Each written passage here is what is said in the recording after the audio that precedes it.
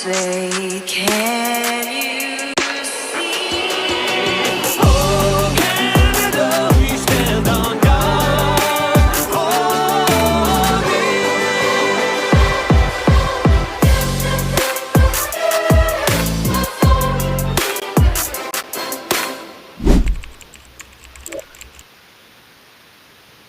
Hi everybody, this is Loretta Sernowski from Remax Costa Del Mar, and this is our next episode of Living in Rocky Point.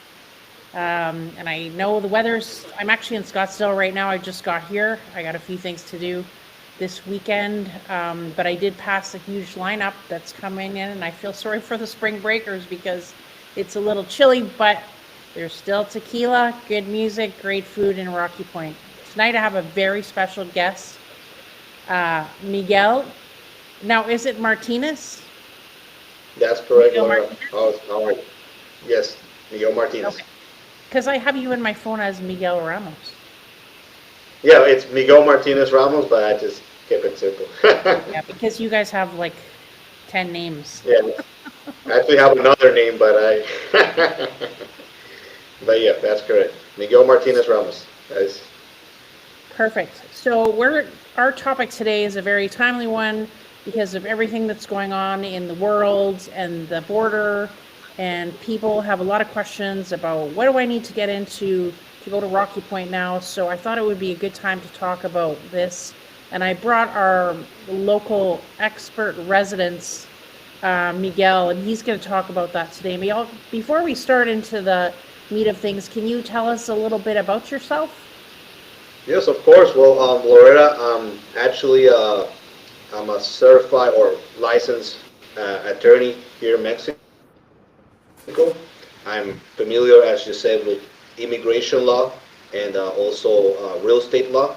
I've done a couple transactions when it comes to closing coordination, bank trust as well, and residency, dual citizenship, and I am familiar as well with the FMM situation. Currently, as you said, it's been a really hot topic considering all the situation that's been going on as of lately, right? With all this, our president did a couple changes and announced it, but we'll talk more as we go and discuss it as we're in discussion, right?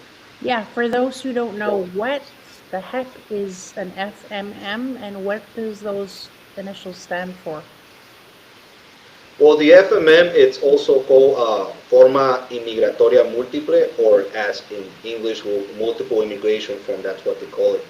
It's basically a traveler's visa, right? So now, you can call it a traveler's permit, to be more precise, because it can also get confused with another document that we're going to discuss later, which is the visa, right? The Mexican visa. Because there's three documents that I wanted to mention that are really important. It's the FMM, number one, the Mexican visa, and the residency, which can be either temporal or permanent, right? Okay. But for short-term answers, it's basically a type of visa, the FMM, but that's what it is, multiple immigration form. Okay, so here's the questions that everyone has. Do I need an FMM to get into Mexico, and is there different requirements? If I'm coming for the weekend, if I'm a snowbird and I'm staying there for the season, who needs an FMM? Okay, that's a really good question. As a traveler, if you're traveling to Mexico, there are certain requirements. There are people that still need to qualify for a Mexican visa, but there's a couple states, right, or I mean, different countries that don't necessarily need a visa, but and I'll talk about the FMN and get back to your question, but I just wanted to emphasize on, if you're traveling to Mexico, typically some countries don't need a visa and some countries do. In the case of, let's say, US and Canada, they don't need a visa, they only need an FMM, right, the FMM.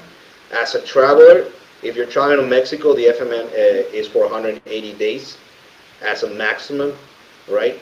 And if you're traveling according to the Mexican law, which has been there since 1974, right? We have the Mexican law, but there's recently a new immigration law that came in 2011 of May, and this law since been here since 2000 11, um, request or request foreigners, not just Americans, to apply for an FMM, which is a type of visa I was mentioning, and it's a requirement. But as you mentioned, do you really need it, right? There's been so many discussions as of lately. Do I need to get it as a traveler? Right now, currently, my answer for Rocky Point will be is that if there, as it's more tourism, we're not trying. There's not too much of enforcement at the moment, right?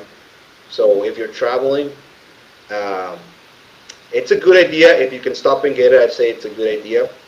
But if not, it's not currently being enforced as they're currently working immigrations and the government are currently working on this matter. As you said, there's been so many things going on lately that and it's been a hot topic. But if you can get it, my advice is get it right. At the moment, it's not being enforced as it should be because it is in the law, right? It is in the law that every foreigner has to have it regardless of. Right?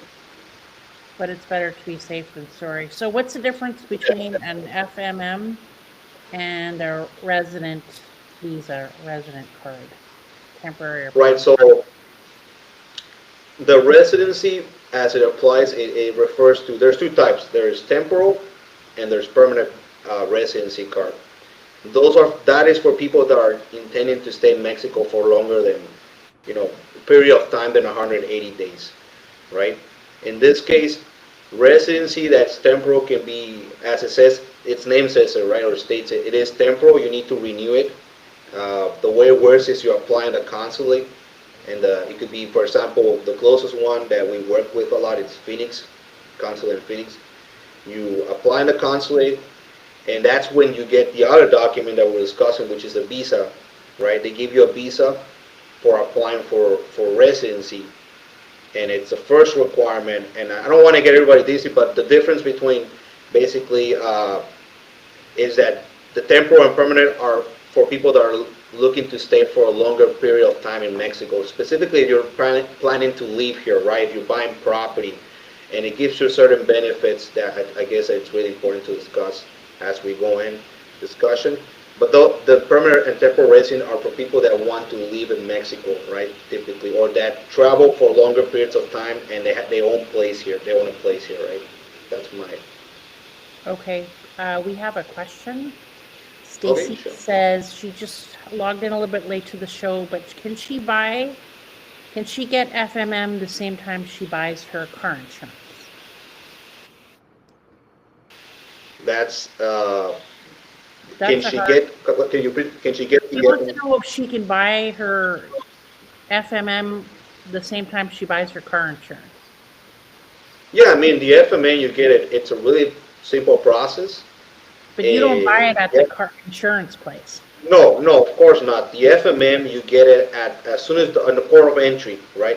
As soon as you come in the port of entry, in this case, Sonoita, there's a little office right there that it's open from. Actually, I have people told me that it's open since 8 of the morning, and even sometimes sooner if you're there earlier, they might let you in.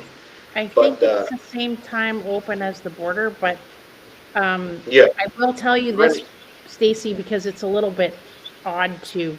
It's hard to miss. So when you come across the border, you look to your right, and you can park there and just walk to the white building. It says Officina, and there will usually be someone standing there. You go inside there. I think the cost is $44 it's around 860 pesos. pesos. Yeah, about But you can pay $40. US Yeah. dollars, and I believe they have a card machine there too.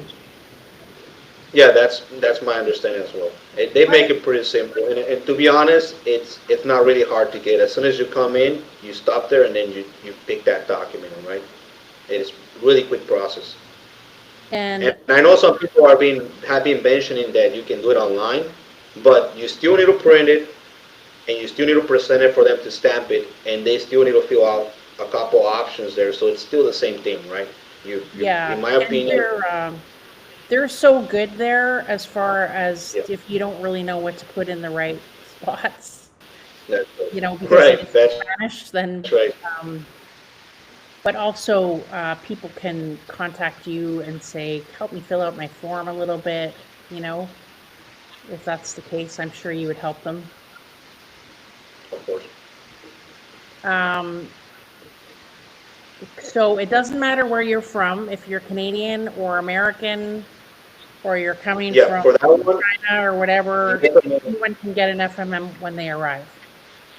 yeah, the FMM applies for everybody. When we're talking about the visa, the Mexican visa, that doesn't apply for Americans, Canadians, and a couple other countries that I don't have with me, but it's a big list of countries that don't need to apply with visa, right? But Okay. other countries that don't apply, they need to get a visa and an FMM, right? But for Americans, for example, or for Canadians that are wanting to apply for residency, or they want to adopt, or they want to, do a couple other procedures, they need to get a visa. That's different, right? But mostly the time that the only times that I request my clients to get a visa is when they're applying for residency, right? That's Okay. one of the most main reasons why they will get a visa as an American or as a Canadian, right? And the other reason is, well, which of course is in my best interest, if you're coming to buy a house, it is Yeah. now a requirement that you have to have an FMM before you close. Yes, it's that's why it's for 180 days. That's actually the only times that I request. Now that you mention it, really important.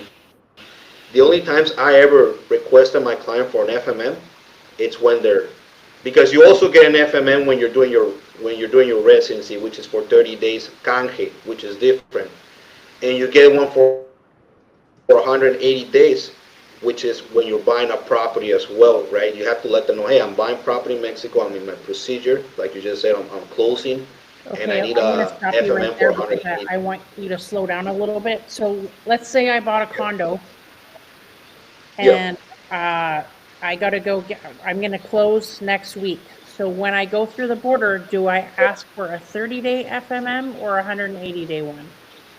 180 day.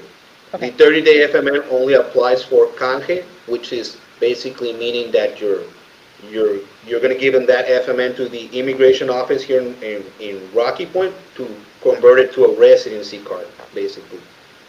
okay. Yep. So FMM, if you fly to Puerto Vallarta, Cancun, you may not even realize, but those cards that they give you on the plane, those are actually That's right. FMMs, correct? That is correct. Yeah, they're same thing as port of entry. They give you if you're coming through land, they give it to you on the office. But when it comes to flying, typically they already give it to you and they're already filling it out as you're traveling. As you just mentioned, right? Even though you don't even know that you're filling it up, that's what that document is. That's right. Right. So we know that there's been lots of unrest in the world, especially with to do with borders. You had mentioned to me earlier today that the laws will be changing again, correct?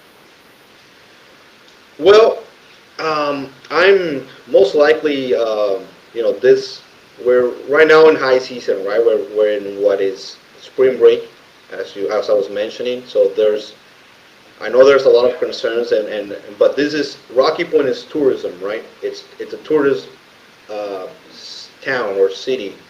So our government is currently working in hand with the immigration office to make it easier for everyone to enjoy their vacations, come down. The last thing they want to do is have people, deal with this kind of situations that, oh, do I need to have my FMN? So many other questions, right? But yes, laws changes based on what we've been seeing, and the law's always been here, right? I want to mention this that as we start the conversation, the ley migratoria or immigration law has been here for a while, right? It's not new, just that it wasn't being enforced. And I feel that if Rocky Point, the government, local government is working in hand with the immigration office, it might not even be enforced. It's just a hot topic at the moment concerning the things that what's been happening, right? Maybe we'll see it being enforced. Maybe we won't, right? Because it's at the end of the day, the last thing our government wants is to avoid tourists to come, right? Enjoy Right. their vacations here in Rocky Point, right? But I am But in actually reality, pretty sure. in reality, Miguel, it's really is the law that you're supposed to have an FMM. Yes. In reality, yes, we're talking about the law and reality, right? And the law says that you need to have an FMM, but when it comes to reality and what's happening right now, most people don't, and it's been for a while, nobody picked an FMM unless you needed to get a, you know, do a, buying a property, right? You're doing your closing, your bank trust, or you need it for residency card. Those are two times that I ever needed my clients to get FMMs. Okay. Other than that, they never got FMMs, right? And so if I want to be a law-abiding citizen, even if I'm not buying a property, do I have to get an FMM? And Yes. my partner too? Do the kids have to get one, or is one good for the whole family? No, everyone has to get an FMN. That's Everyone my has to get one. understanding. What about like kids under 18, under 21? Is there age restriction? My understanding is that I don't know if those have a cost. You know, you might have to fill it up, but maybe for minors they don't have a cost, Yeah, I wouldn't think right? so. Because we know also that if you're only coming down for 7 days, there's an option that's for free, right? I've been hearing it a lot, and then but I just wanted to share that. Yeah, my understanding is that yes, everybody has to get an FMM, right? But Yeah. when it comes to minors, yeah, actually, that's a really good question. My understanding is that they do FMS for them, but they most likely don't charge, right, a fee, right, and And it's filled out by the parent. is it a card that people can carry? Is it a piece of paper just so that if they have to present it, what is it in your, can you keep it in your It's a car? piece of paper. It's a piece of paper. Yes. My advice is make a copy. You know, when you have it, just in case, because it's really fragile. It's basically just like thin paper, right? So my advice is make a copy of it if you can, because if you lose it or any of that situation, right, you can just justify it and then right, because there's if you lose it, you can justify, go to the immigration office again, and you might get another one without charge. If you have a copy, just saying, hey, I lost it, right? But So you're they being can't, extra cautious. You're being extra cautious, and you're showing them that you didn't lose it because of other reasons that for example, But that's a good advice. Same thing with your residency card. When you lose your residency card here, if you have copies, they can give you a new one, right? It has a minor cost, but it's not the same cost as if you were paying it when you just got it, right? you know, So I find as a realtor that people are not very good at keeping documents from Mexico. yeah, Like I have people that they don't know where their trust is. It's in a box somewhere in the garage. I'm like, what? The yeah. trust is a No, and valuable document. All those documents should be in it safe is. places. Yeah, I had clients that they put on their safes or either have them with them all the time with their passport, right? It's basically another document you're gonna need to have with you, either close to you, right? Consider it as a passport, right? You can't lose it. You need to have it with you at all times, right? And going to passports, do I need to have a passport? We're not gonna go for that question, right? Well, I was just Right. going to ask you that because I see that on Facebook all the time. Can I get into Mexico with just my driver's license? Oh man, Do I I need to know, have right? a passport? Do the kids need to have passports? Right. I mean, I think the obvious answer is we already know it's yes, right? The answer is yes, but again, as you can see, a lot of people, there's been scenarios where people have crossed without passports and they just let them cross back with their driver license, with their birth certificates. And why was that? Because again, Rocky Point wants to work with the tourism, right? We don't want, the last thing we want is not to, you know, uh, have people come down to Rocky Point just because of silly reasons like this. But again, it's something that you should have. And I mean, if you go to any other place other than Rocky Point internationally, I mean, and are you going to go without your passport? I mean, it's No. not just illogical, right? Yeah, it's better to be safe than sorry, I always think. Yeah. And as a Yeah. Canadian, I You can't. don't want to be the first person out there that gets sanctioned for not having your FMM or your passport. Yeah. But I mean, I'm sure that this is something I want to mention. Every time, I mean, we get notified. I mean, I'm not the only immigration attorney here in Rock, or I mean, immigration agent here in Rocky Point.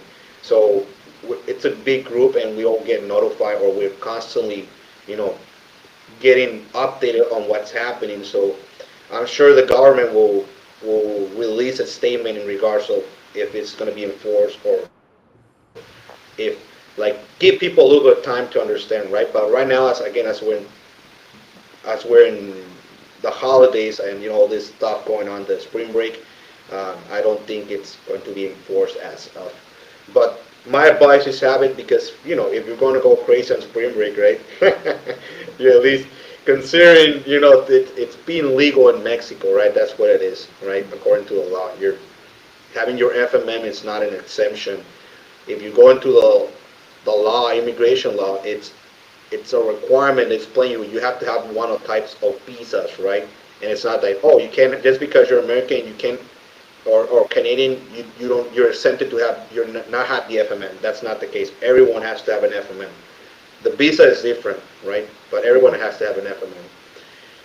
That is what the law says, right? And I'm just basing on what the law says, and then we'll see if it becomes enforced in the future or not, right? Well, I think it will be because I mean, Yeah. everyone's Based on what's this is the law. been This is the law of happening, my country.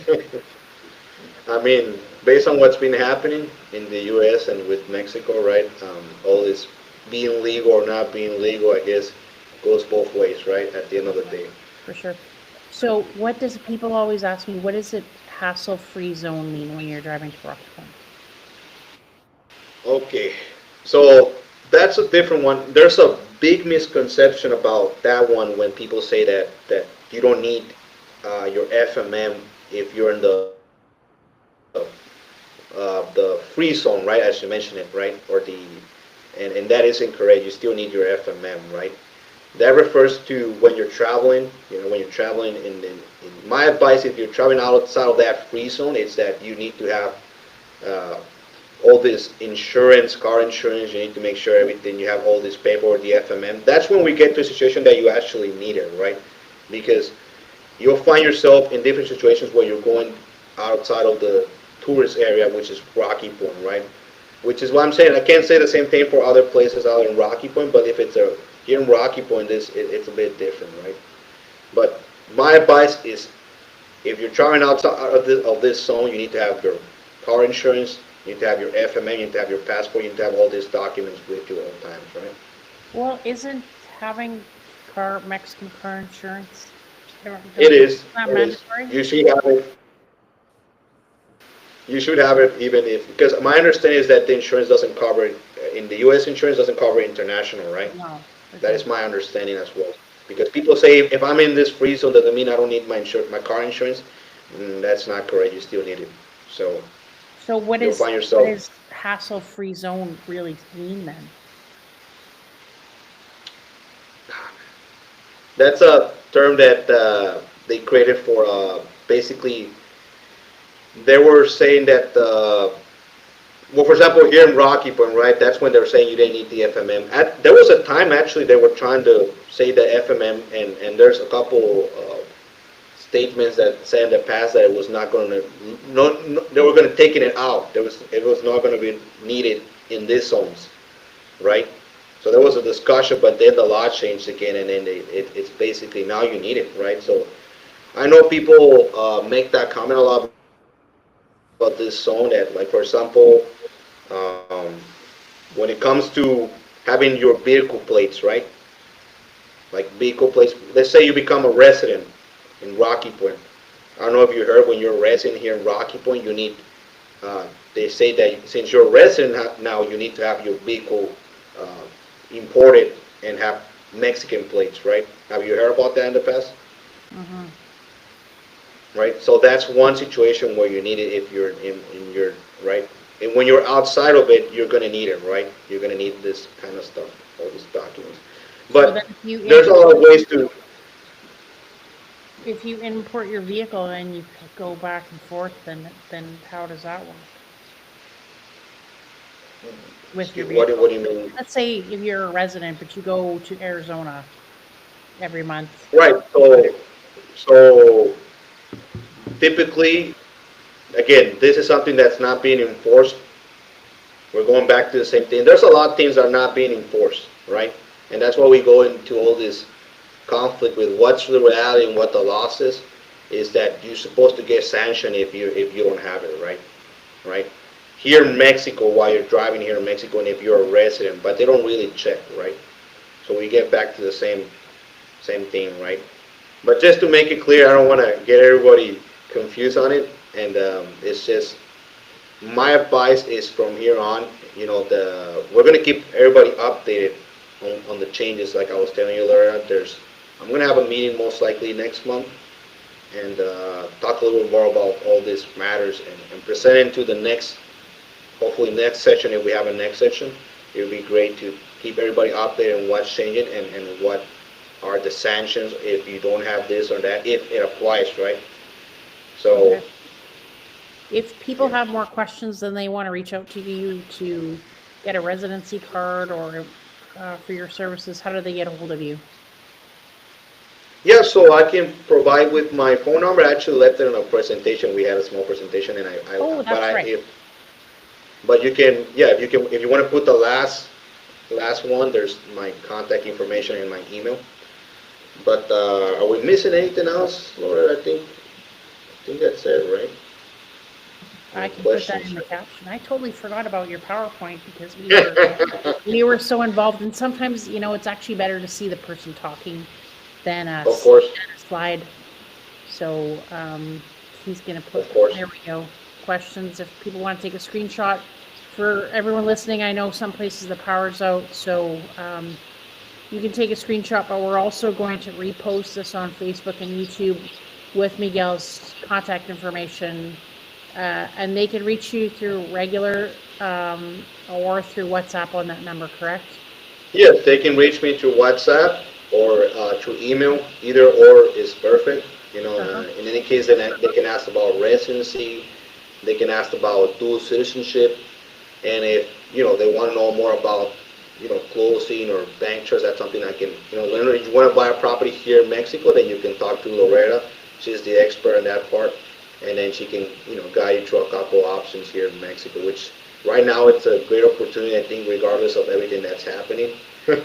Yeah, Actually, I had so many people moving to Mexico and getting their resident status done as of lately, and it's nonstop.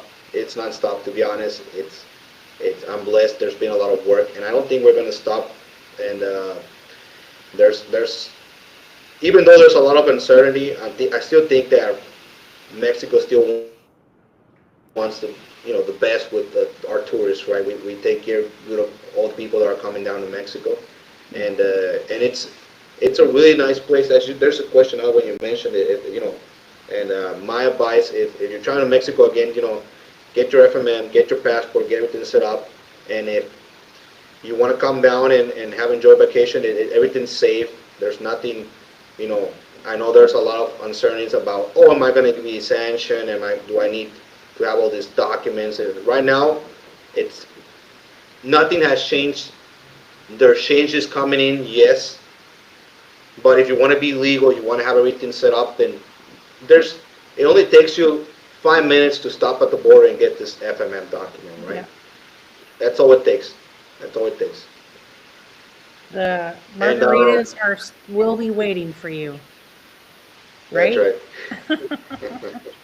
Miguel, thanks so much for coming on the show today. It was very informative for everybody out there. I know there was a long lineup to get into Rocky Point today, so I hope you guys are getting safe and sound today. I hope the weather's a little bit better for you tomorrow, and have a fantastic spring break and great weekend. Thanks, everyone. See you next week.